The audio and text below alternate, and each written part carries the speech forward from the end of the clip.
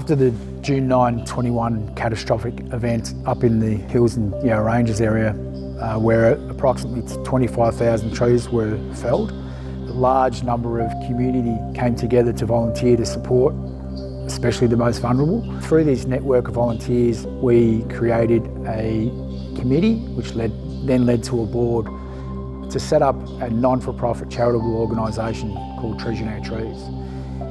We had an aim to repurpose salvage and repurpose these raw materials into school and community projects so that we could educate the children especially and greater community about sustainability, links to environment, climate change, biodiversity. We are now currently building our first 5 primary school projects. We've just completed our first at Wandin North Primary School, and we're just about to head up to a joint project with the Linda Primary School and Mount Dandenong Preschool. And then we're moving to Emerald Primary School, Sassafras Primary School, and then Mount Dandenong Primary School.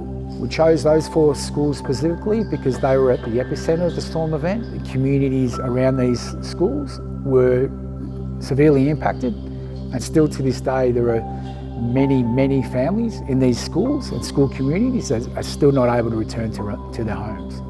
One of the objectives is to create these natural play spaces where we bring these raw materials into the gardens and children get to sit on and work with these logs, these trees that were felled back in June 9/21 that we're able to salvage and then repurpose into some amazing projects. We work closely with Yarra Ranges Council and some local community members to protect and salvage these materials for future community projects. We will work closely with artists and community groups to create and develop projects in the future. Following the storm in June 2021, our Rotary District started a request for donations to support the people in the Dandenong Ranges. And I was asked to be the project manager. A couple of months after that, David approached me to be on the board of Treasuring Our Trees. Strict guidelines from the grants that we get, that we have to be very careful how we spend the money and where we spend the money. And we were fortunate enough to get a grant from Hills CRC to assist with the administration, which helped us with just the basic running of the organisation and the accounting costs and even little things like bank fees. To be able to help in this recovery from a terrible disaster and repurpose the materials across into the various schools and community projects, I really feel that we're doing something good. This space was developed mainly as an education hub. We're also using it as a presentation hub to inform the community, the wider community as well as the schools as to what we're doing and how we're doing it. We've got the various logs and samples of artists' work.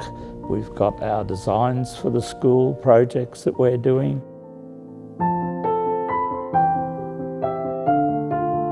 We're now up here at Alinda/Mount D Preschool kindergarten.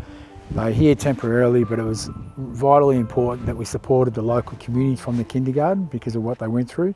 A lot of families in this local community are still not back in their homes. We were impacted by a whole pile of weather, storm, coming to our school, knocking down trees.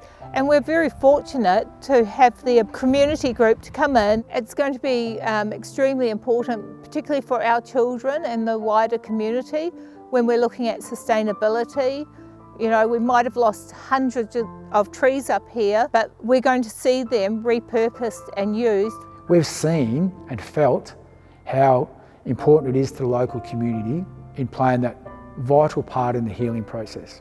Because often when we're traumatised, when people are scared with what's actually happened, trees landing on their houses, you need to focus on something positive in the future. And so now we've created this program. We're able to show people, the greater community, what we can do when we work together.